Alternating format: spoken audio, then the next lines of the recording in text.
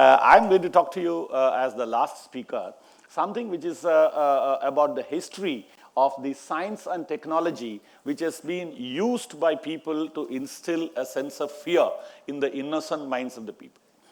And in the last 5 years, what the scientists and the others have done by way of inventions and innovations and the technological development surpasses all the 500 years of research and development they have done.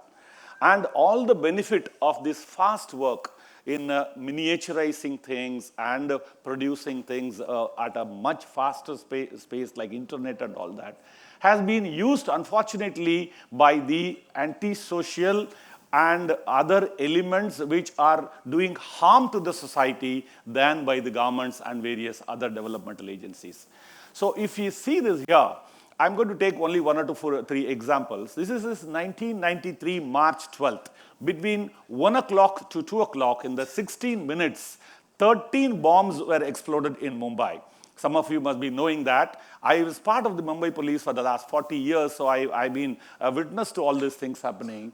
So here, this was organized by Dawood Ibrahim, who is staying in Karachi, an organized crime syndicate man.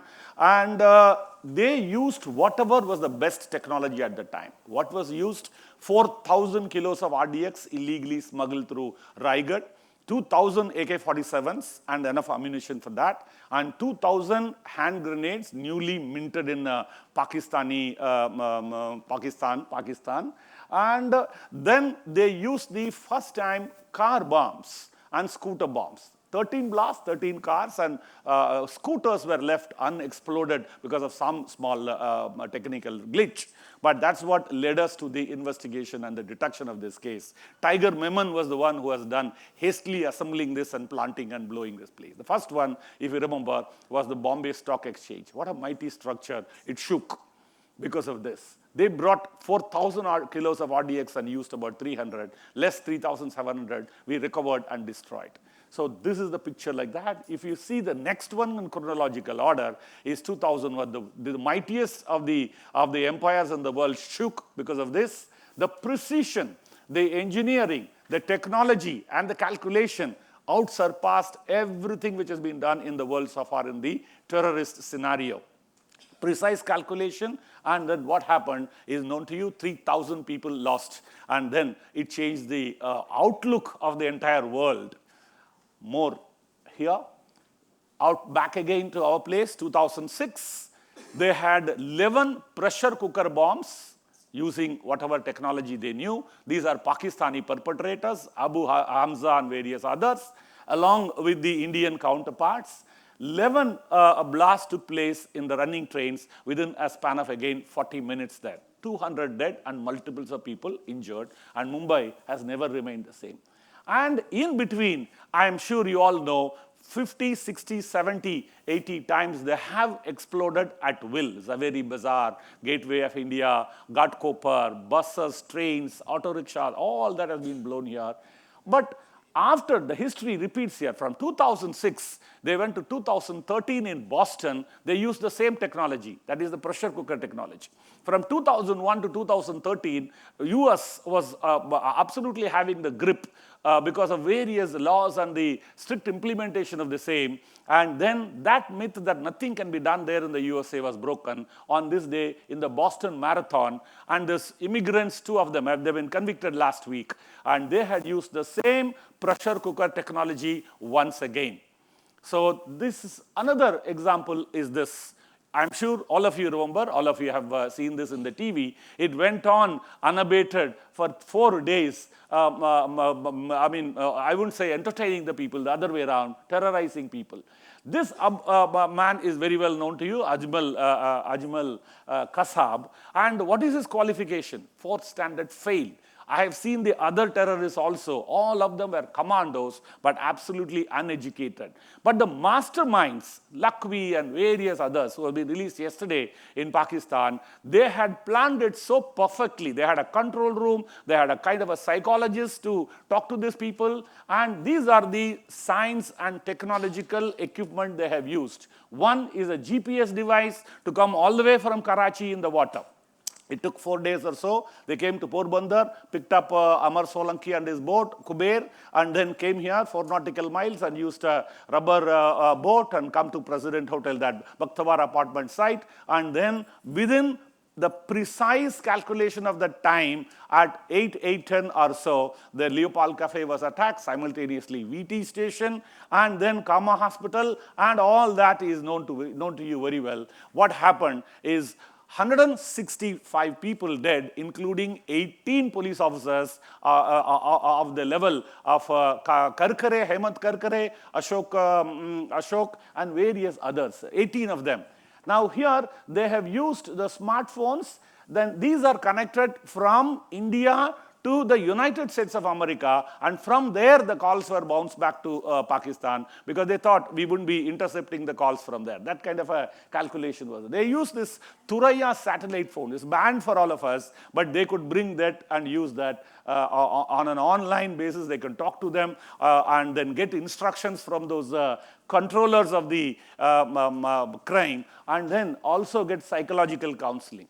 They used Twitter and Facebook to identify those people who were there hiding in Taj and Oberoi Hotel, and whenever someone said some other identity, they were checked and counter-checked, found out that this man is worth it, kill him. These are all there in the recording of the conversations between them. They used this also in spite of lack of education, and they used Google Earth to locate even a place like the Nariman house where the Jewish rabbi and his wife were there. And that was not known to anybody. I never knew, having worked here for decades, I never knew about the existence of the place. They knew, they went there, and they killed them, and then what all happened. The TV stations were working overtime, and these people in the control room were monitoring that. So every minute they could check what's happening, who is going, who is coming, and what kind of a force was deployed and all that. By the minute, they could change the plans as the situation developed, and that is how they used the TV programmers who are going about intruding and telecasting everything there.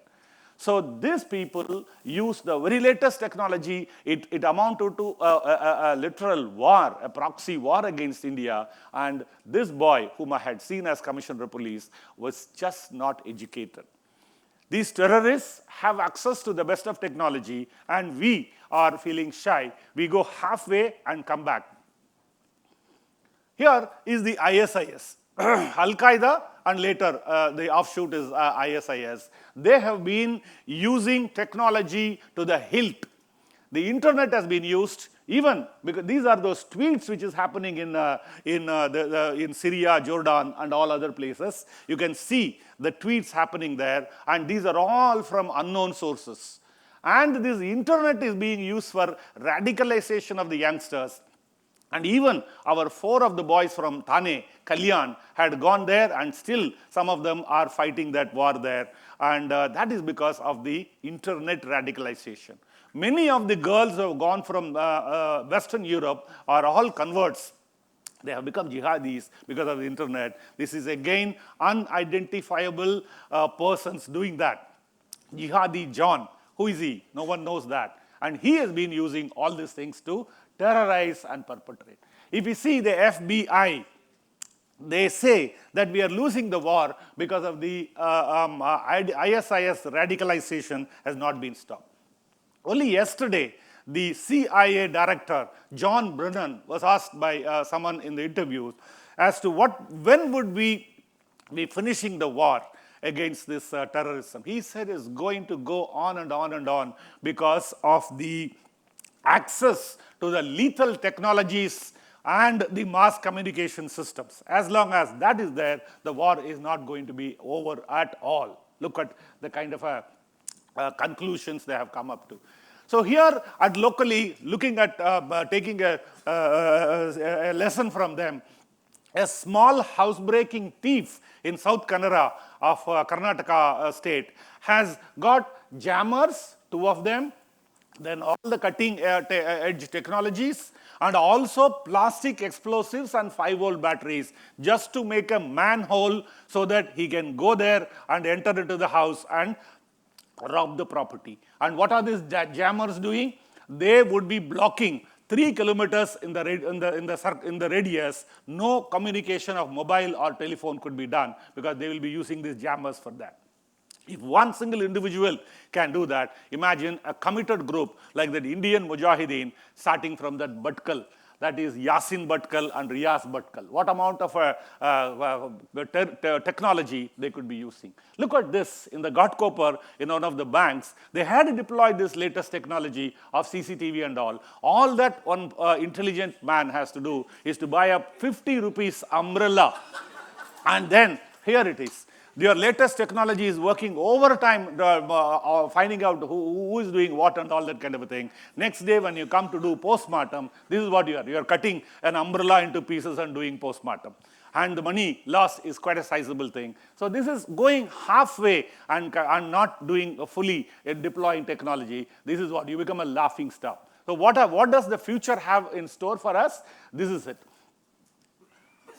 This kind of a money is deployed by the narco-terrorists. Here, the narco-terrorists from Colombia, and then recently when the law enforcement agencies went there, $160 billion and hundreds of AK-47s and all other things they had. And with this, what he can do is to buy anything like this. These are pilotless aircraft called the drones. If you can deliver a pizza in Parel, they can as well deliver a RDX bomb to you. Right? That is what they have done, and that's what they are doing. So with this kind of a guided missiles, bombs, and anything, use it along with thermal imaging. That's what the Americans are doing there in the ISIS area. Use it with thermal imaging, night and day. You can bombard people and all that, and that is what we are. We at the receiving end would be doing it. In the Day of the Jackal, I'm sure all of you remember, it's a classic movie. The hero goes to conceal the weapon in small parts in a car, and then he drives across to Paris to shoot at General de Gaulle. Now, he did not do at all. All that he has to do is to go to the Gay Paris and then get a 3D printer, print his gun, and go and shoot anybody at will. Now, this is 3D printing. You can print an evening gown. You can print a car. Somebody is printing an old vintage car, the whole car piece by piece. But this also can be printed, and 4D would also come. And what would be printing with that and who would be getting killed, we really don't know. That is left to your imagination. So then every part of the science is being used against the humanity. Like microbiology, biology, medical sciences, engineering, nanotechnology, all that is being used in the R&D. For example, these Al-Qaeda laboratories are all the time finding out how a human body can be implanted with a live IED and blow that person with the remote control. It is going on. And how a stray dog or an animal can be opened and then you strap the IED. IED means improvised explosive device, and blow it up. All this is happening continuously. You know that Yemeni terrorist called Mutalla, who went with an underwear bombing, that is mixing up a chemical in the aircraft when it is flying, come near the window and blow it up and bring the plane down. That halfway they went through, didn't succeed, but that was a trial. So here you can use DNA, and DNA can be used as a weapon, weaponizing diseases. H5N1 is a very serious influenza creating virus that has been generated so that disease can be introduced and there is no remedy for people. The ethnic communities can be specified, like you want to attack a particular ethnic community that can be specially designed for that. And then imagine the world leaders' DNA being available to them. They can find the weaknesses and they can use it against them. The history of the world would change with this. And this cyber crime is all the way. Israel had flattened the nuclear facility of Syria in 2007 September by completely switching off the air defense system, and then go there, bombard, and come back, and then start it again. And then you can always attack these nuclear vital installations like nuclear stations, or electricity production and distribution, oil, communication, banking, defense, and whatnot. All of them are depending completely on cyber and data networking. All that can be attacked. And today, they have been kidnapping data by encrypting them and asking for money in return in terms of bitcoins, which is a neither legal nor illegal coin. It is a computer coin, actually. So today, people are kidnapping your data, not the wife or the child or anybody like that, because technology helps them in freezing the data in your mobile or laptop, and for defreezing, they're demanding bitcoins. So with this kind of a scenario, you heard about the Stuxnet and then Olympic Games and all that. That is done by the US government, but at the same time,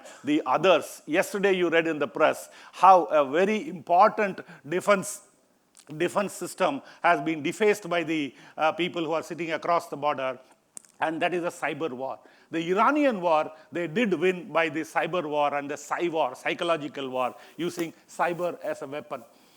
So by the end of it, I would like to convey this to you. What can you do about it? You can't join the jihadi terrorists like the Thane boys did it, and you cannot control that and go and become a mercenary in Syria or Gaza West Strip and things like that. But definitely, we can have awareness, and then we need resources, like the halfway resource I showed, that umbrella technique. And also, we need a progressive mindset. As citizens, we have to have this. We have to allot enough resources for the people, and we have to think faster. So by the end of the presentation, I would say it has to go a long way. We have to go a long way in controlling this terrorism, and terrorists coming and at will bombing us or killing us, innocent people, has to be stopped. And for that, we have to do all these things. Thank you very much.